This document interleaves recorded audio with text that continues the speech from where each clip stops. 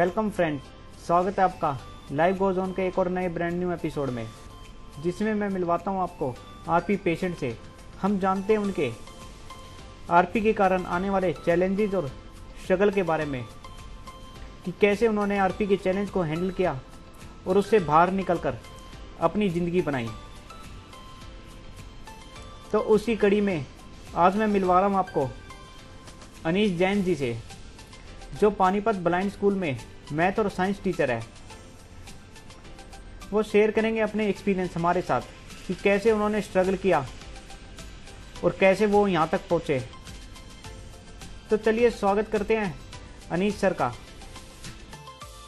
Welcome Anish sir, बहुत बहुत स्वागत है आपका हमारे इस शो में।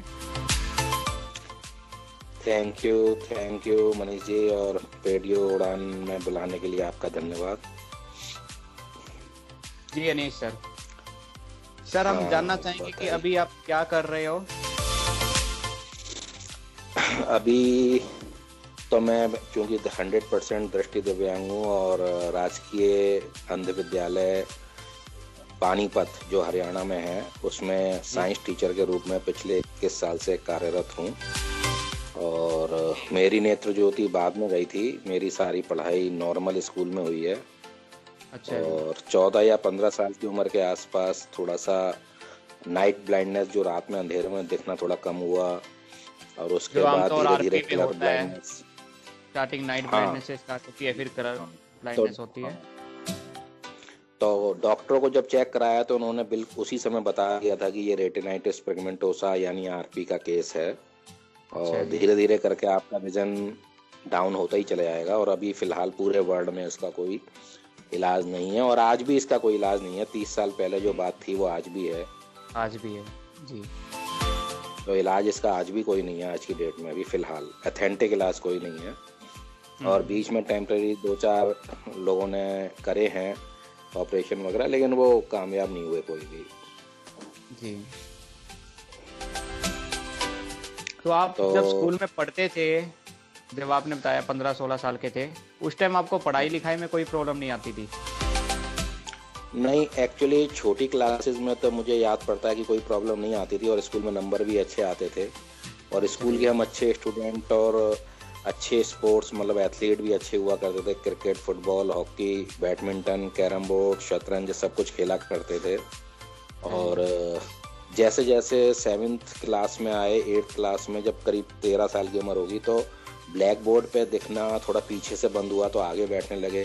चेक कराया तो डॉक्टर ने चश्मे का नंबर दे दिया, जो दूरदृष्टि कमजोर होने पर दिया जाता है, -, नंबर का। फिर वो चश्मा लगा के ठीक दिखने लगा। लेकिन 9th-10th तक आते आते मैंने बताया जैसे नाइट में दिखने की प्रॉब्लम आई, फिर कलर। फिर डॉक्टरों से जब डीपली चेकअप कराया तो उन्होंने कहा रेटिना आपका धीरे धीरे डिजनरेट हो रहा है और इसका कोई इलाज नहीं है, ये आरपी की डिसीज होती है, और एक दिन रेटिना पूरा खत्म हो जाएगा। तो वो सच भी हुआ। जब एमएससी फाइनल करते करते पूरी रोशनी चले गई। तो आपने ये सुन के अपनी पढ़ाई नहीं छोड़ी? नहीं, पढ़ाई तो नहीं छोड़ी, लेकिन एक यहाँ पे ना कैरियर में चेंज आ गया। जैसे 12th के बाद में मैथ साइंस मेरा बहुत अच्छा सब्जेक्ट था, ऑलमोस्ट पूरे नंबर आते थे, तो मेरा इंजीनियरिंग कॉलेज में सिलेक्शन हो गया, जो आज का टॉप इंजीनियरिंग कॉलेज है, रुड़की IIT। उस समय मेरा उसमें सिलेक्शन हो गया था, लेकिन मैं उसमें जा इसलिए नहीं पाया कि नाइट ब्लाइंडनेस और कलर ब्लाइंडनेस की वजह से इंस्टीट्यूट में रहना मुश्किल हो गया, और ब्लाइंड फील्ड की हमें नॉलेज नहीं थी। तो घर पे रह के BSc वगैरह करते रहे। फिर MSc हुई, और MSc के बाद जब टोटली ब्लाइंड हो गए तो 2 से 2.5 साल यानी 89 से 90 से 92, 93 तक, ये 2-3 साल तो बिल्कुल ऐसे रहे हमारी जिंदगी में कि हमने घर से बाहर कदम भी नहीं रखा, मतलब सूरज की रोशनी तक नहीं देखी, घर से बाहर ही नहीं, घर में कैद हो गए आप बिल्कुल। मतलब नर्वस ब्रेकडाउन, मन किसी चीज में नहीं, कुछ भी नहीं, चिंता फिक्र की वजह से बल्कि थोड़ा बीमार भी पड़ गए। और फिर ये लग रहा है कि आगे जिंदगी में क्या होगा, क्या कर सकते हैं हम आगे। बिल्कुल ऐसे हुआ, एकदम से तनावग्रस्त जिंदगी हो गई। बिल्कुल अब क्या हो सकता है, कुछ नहीं हो सकता। अनीश सर, जैसे आपने बताया आपकी जिंदगी एकदम अंधकार में चली गई ब्लाइंडनेस के बाद, तो फिर आपने अपने आप को कैसे संभाला, कैसे इससे आप बाहर आए, कैसे आपको पता लगा कि आप भी कुछ कर सकते हो ब्लाइंड होने के बावजूद भी? अ, करने का तो ऐसा था कि हमें तो बिल्कुल मतलब शून्य में चलेगा, जैसे कि कुछ हो ही नहीं सकता, डिप्रेशन जिसे बोलते हैं। जी। लेकिन एक दिन पापा जी हमारे इंजीनियर हैं, आगरा में रेनॉल्ड उनकी आर्किटेक्ट थे, अच्छा। बिल्डिंग वर्क करते थे, नक्शे बनाना, बिल्डिंग बनवाना। तो उन्होंने क्या करा कि एक दिन अखबार में ऐड देखा देहरादून IVH का, हाँ और जी। वहाँ लेटर लिख दिया मेरे बारे में कि ऐसे ऐसे है ये। तो उस समय तक हम्म। हमें को ये भी नॉलेज नहीं थी कि ब्लाइंडनेस का कोई सर्टिफिकेट भी बनता है, कोई CMO या चीफ मेडिकल ऑफिसर का कोई सर्टिफिकेट भी बनता है, या कोई हाँ जी। मतलब कोई नॉलेज ही नहीं थी। जी तो जी। उन्होंने वहां से कहा कि आप इनका मेडिकल सर्टिफिकेट बनवा के यहाँ भिजवाएं, और फिर हम हम्म। इनको एडजस्टमेंट ट्रेनिंग दे के, ये नए ब्लाइंड हैं, इनको ट्रेंड करेंगे। खैर वो सर्टिफिकेट बनवाया, आगरा में हम रहने वाले थे, आगरा में ही हमारी स्कूलिंग हुई थी। तो फिर वो सर्टिफिकेट बनवा के भेजा, एप्लीकेशन तो उन्होंने बुला लिया हमें जुलाई में। हम्म। वहाँ एडजस्टमेंट ट्रेनिंग के नाम पर उन्होंने हमें 2-3 महीने रखा। फिर वहाँ TCAB का एक कोर्स होता है 1 साल का, training centre for the adult blind. अच्छा जी। तो इसमें इलेक्ट्रॉनिक्स ट्रेड होती है एक, उसमें उन्होंने हमें रखा। तो ब्रेल मोबिलिटी मेन रूप से सीखी, और कुछ इलेक्ट्रॉनिक्स के तो खैर चलो वो टेस्टर थे, और उनसे ज़्यादा हमें बेनिफिट नहीं हुआ, मोमबत्ती कैंडल हाँ ये जी। सब। लेकिन ब्रेल और मोबिलिटी का मेन था जो हमारी ज़िंदगी में जी। आगे भी काम आता। हम्म। फिर वहीं पे ट्रेनिंग करते हुए मुझे पता चला कि यहाँ तो जैसे हम ग्रेजुएट और पोस्ट ग्रेजुएट हैं, हमारे लिए यहाँ पे एक कोर्स चलता है B.Ed स्पेशल का, हाँ जी। जिसके बाद टीचिंग जॉब मिल सकती है ब्लाइंड जी बच्चों को पढ़ाने के लिए। तो वो जी। वहीं पे हमने ज्वाइन कर लिया अगले साल देहरादून में ही। हाँ जी। और उसके बाद फिर मैंने प्राइवेट जॉब की, पहले इंदौर में की, फिर मेघालय भी गया इतनी दूर यहाँ से, अच्छा वहाँ जी। जॉब की। वहाँ पैसे तो खैर ज़्यादा नहीं मिलते थे, लेकिन बस रहना खाना पीने की व्यवस्था थी, और 500-1000 रुपये ऐसे देते थे केवल, वो तो खैर पॉकेट जी मनी जी। जैसे ही था। हम्म। लेकिन वहाँ पहुँचकर एक कॉन्फिडेंस आया लाइफ में कि भाई कुछ किया जा सकता है लाइफ जी। में ब्लाइंड होने के बावजूद भी। तो बस फिर वहाँ से निकल के आए, फिर गवर्नमेंट जॉब का इंटरव्यू निकला था यहाँ पानीपत ब्लाइंड स्कूल का, अच्छा जी। चंडीगढ़ देने गए। तो वहाँ पे क्या हुआ कि इंटरव्यू देने में मैं अकेले ही था ब्लाइंड, बाकी सारे 23-24 कैंडिडेट साइटेड नॉर्मल थे। तो अच्छा जी। उन्होंने मेरे को सिलेक्ट कर लिया। ये मेरी किस्मत थी कि मुझे नौकरी मिल गई। हम्म।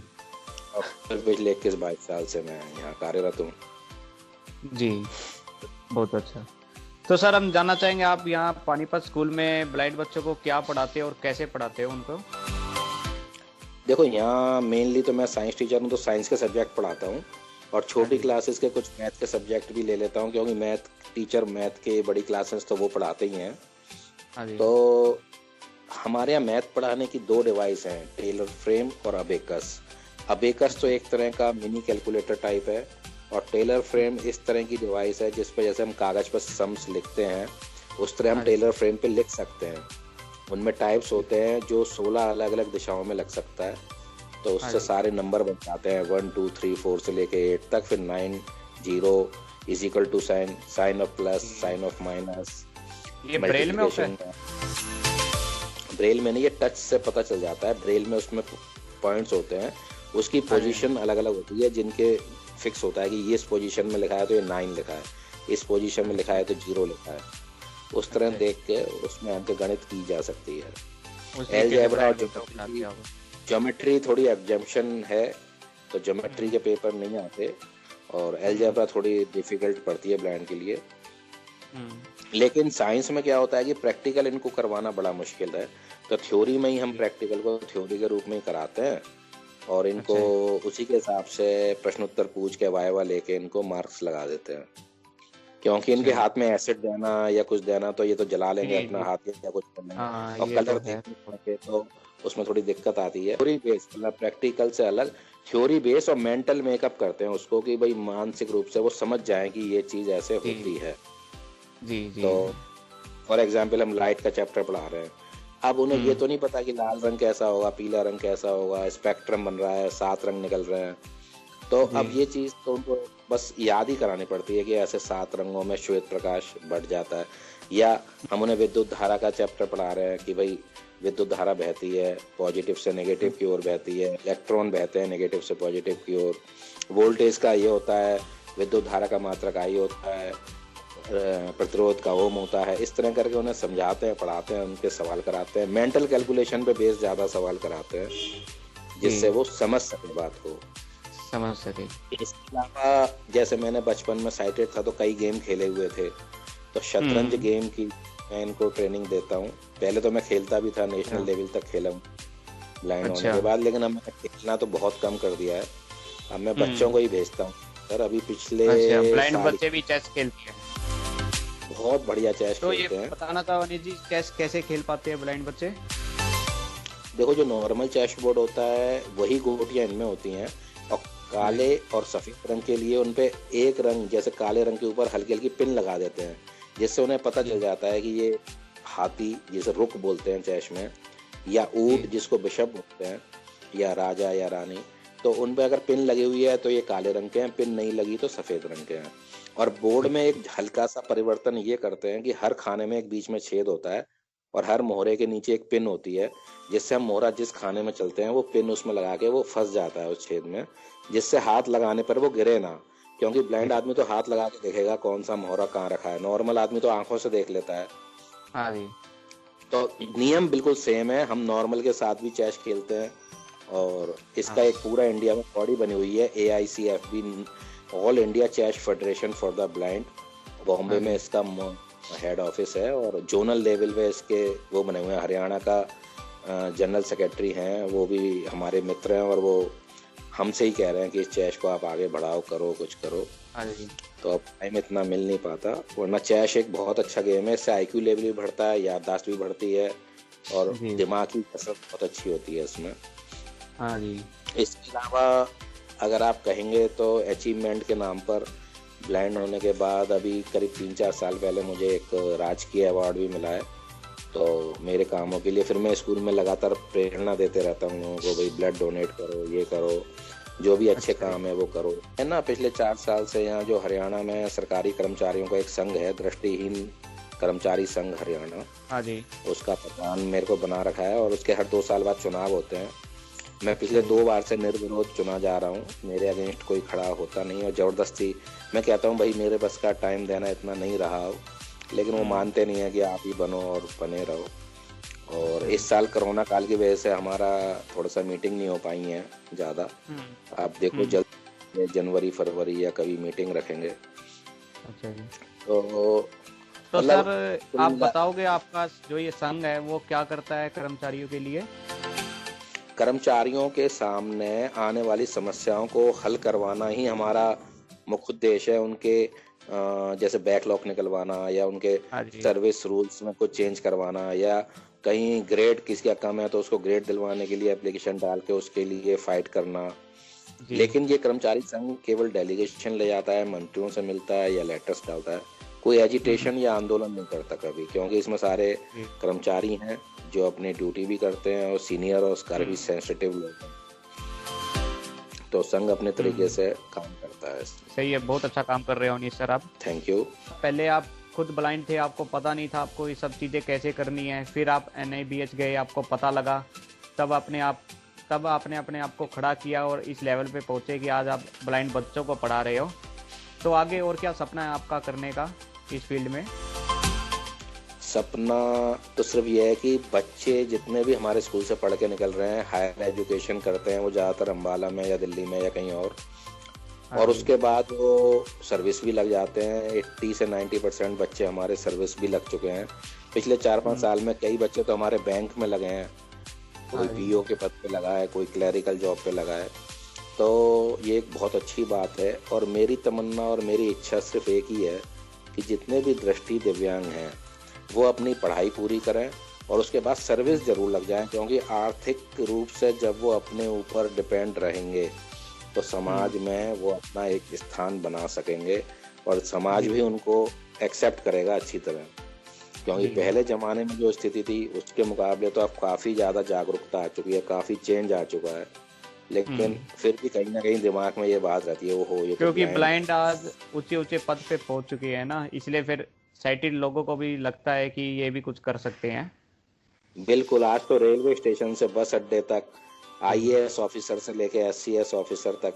यहाँ पानीपत में मेरा एक student Surender Lamba SCS officer है, ईटीओ के पद पे काम कर रहा है, जी। एक्सिशियन एंड टैक्सेशन ऑफिसर, और बहुत बढ़िया काम कर रहा है, पूरा अपना नियंत्रण रखता है अपने स्टाफ के ऊपर।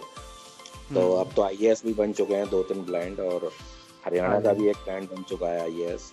तो अब तो अचीवमेंट, अब बड़े बड़े डिग्री कॉलेज में प्रोफेसर, प्रिंसिपल, लेक्चरर कई ब्लाइंड बने हुए हैं। तो अब तो कोई दिक्कत ऐसी खास है नहीं। +2 के तो लेक्चरर और प्रिंसिपल कई सारे ब्लाइंड हैं। हाल फिलहाल हाँ में जी। ही 10-12 तो मैं ही जानता हूँ जिन लोगों को जो प्रिंसिपल के पद पे काम कर रहे हैं। यमुनानगर में जी। एक काम कर रहे हैं, एक ये मचौंडा गांव के पास स्कूल है, वहाँ प्रदीप सिंह जी काम कर रहे हैं प्रिंसिपल के रूप में। हाँ जी। तो अब तो कई सारे दृष्टि दिव्यांग हैं जो प्रिंसिपल बन चुके हैं तो +2 इसी से कॉलेज। समाज का भी रवैया बदलता है ब्लाइंड के प्रति। उनको लगता है कि ब्लाइंड भी बिल्कुल कुछ कर सकते हैं। 101% जब तक हम समाज कुछ का करके रवैया। दिखाएंगे, जब तक हम कुछ करके नहीं दिखाएंगे लोगों को, तब तक वो हमें नहीं समझेंगे। बिल्कुल बिल्कुल। और जी। इस काम के लिए हमें भी थोड़ी ईमानदारी से अपने काम करने चाहिए। दुनिया ये ना कहे हमारे बारे में कि यार ये तो ब्लाइंड था, इनको तो ऐसे ही पास कर दिया या ऐसे ही वो कर दिया। हाँ जी। हम लोगों को अपना कर्म करना चाहिए, और उसके बाद समाज में इज्जत हमें मिलेगी मिलेगी। जब हम कर्म करेंगे, अच्छा काम करेंगे, तो समाज अपने आप हमें ऑनर देगा। रेडियो उड़ान एक अच्छा प्लेटफॉर्म है, जो मैंने सुना है दृष्टि दिव्यांग लोग ही इसे चला रहे हैं। इसके हाँ जी। ऑनर चलाने वाले भी दृष्टि दिव्यांग हैं। तो ये भी अपने आप में एक बहुत बड़ी पहल है कि दृष्टि दिव्यांगों की आवाज़ इस प्लेटफॉर्म, इस रेडियो उड़ान के माध्यम से हम समाज में पहुंचा रहे हैं। ये भी एक बहुत बड़ी चीज़ है। इसके लिए मैं रेडियो जी सर। उड़ान और उसकी पूरी टीम को तहे दिल से धन्यवाद करता हूं कि एक बहुत अच्छा धन्यवाद सर। प्रयास है, और मैं कर रहा हूं। जी सर। सर, जैसा कि आपने बताया, आप यंग एज में ब्लाइंड हो गए थे, अराउंड 25-26 के आसपास। हम्म। तो आप मोबिलिटी वगैरह आपने सीखा है बीच में। तो आप कभी अकेले कभी घूमने जाते हो तो तब आप कैसे मैनेज कर पाते हो? कॉन्फिडेंस पहले बिल्कुल भी नहीं था लेट ब्लाइंड होने के बाद, लेकिन बाद में कॉन्फिडेंस आ गया। लेकिन कुछ कुदरती हमें मौके कम मिले अकेले जाने आने के। अक्सर हम किसी ना किसी जैसे को, और शादी के बाद घूमने जाते हैं कपल, आप गए हो? हाँ, मैं तो इंडिया में कई जगह, मतलब शादी के बाद कोई ये कह नहीं सकता कि ब्लाइंड होने की वजह से हम कहीं घूमे नहीं। मैंने तो जी। मतलब वैष्णो देवी तो हर साल जाता ही हूँ मैं 1-2 बार, बाकी इधर कई लोग कहते हैं कन्याकुमारी। ना, ब्लाइंड है घूम के क्या करेगा, दिखता तो है नहीं कुछ। नहीं नहीं, मैं तो केदारनाथ, बद्रीनाथ, यमुनोत्री, जगनोत्री, अच्छा जी। मसूरी, देहरादून, इधर हरिद्वार, ऋषिकेश, इधर अपना कन्याकुमारी, रामेश्वरम, सब जगह घुमा चुका हूँ। द्वारका, गुजरात, पोरबंदर, अहमदाबाद, और इधर ये जगन्नाथपुरी, कटक, उड़ीसा, भुवनेश्वर, ये सब जी। चीज़ें मैं अपनी फैमिली को घुमा चुका हूँ। बीच में अब झारखंड वगैरह ब्लाइंड कई होने के जगह। बावजूद आपने पूरा इंडिया घूमा है लगभग। हाँ, कलकत्ता, गंगा सागर, सब जगह फैमिली को घुमा चुका हूँ मैं तो हर साल टूर पे जाते ही था। पिछले 2-1 सालों से जरूर नहीं गया हूँ, क्योंकि बेटे का पढ़ाई का जरा वो था। अनिल जी, अच्छा लगा आपसे बात करके, आपके बारे में जानकर। आप इतना अच्छा काम कर रहे हो ब्लाइंड के लिए, ब्लाइंड बच्चों को पढ़ा रहे हो, उन्हें साइंस सिखा रहे हो, बहुत अच्छी बात है। अब जाते जाते हमारे लिसनर को कुछ संदेश देना चाहोगे? हाँ, लिसनर्स को मैं अपने दृष्टि दिव्यांग साथियों को खास तौर से बस एक बात ये जरूर कहना चाहूँगा कि ज़िंदगी में एक तो ना कभी निराश हों, कभी भी।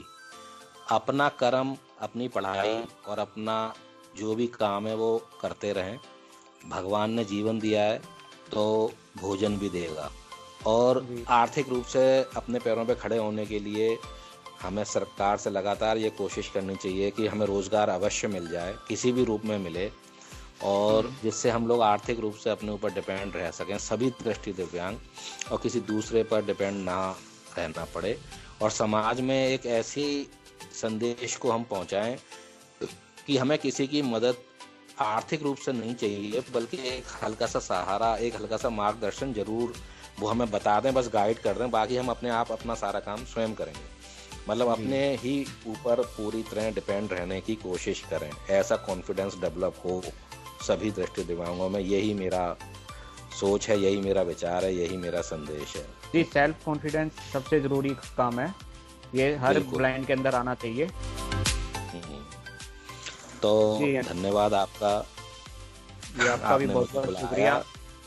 जी। और मेरे को अपने विचार प्रकट करने का मौका दिया। धन्यवाद। थैंक यू अनीस जी। तो फ्रेंड्स, ये थे अनीस सर पानीपत से। इन्होंने बहुत अच्छी चीज़ें बताई अपने बारे में, जिसे सुन के आपको भी मोटिवेशन मिलेगा कि आरपी होने के बाद हमें पढ़ाई छोड़नी नहीं चाहिए। ज़िंदगी में कुछ बनने के लिए हमें अलग रास्ते चुनने चाहिए, ताकि हम भी लोगों को दिखा सके कि हम भी कुछ कर सकते हैं। तो फ्रेंड्स, अब टाटा अलविदा कहने का समय आ चुका है। फिर मिलेंगे अगले हफ्ते एक और एपिसोड के साथ। तब तक के लिए सुनते रहिए रेडियो उड़ान, अ फ्लाइट ऑफ लाइफ।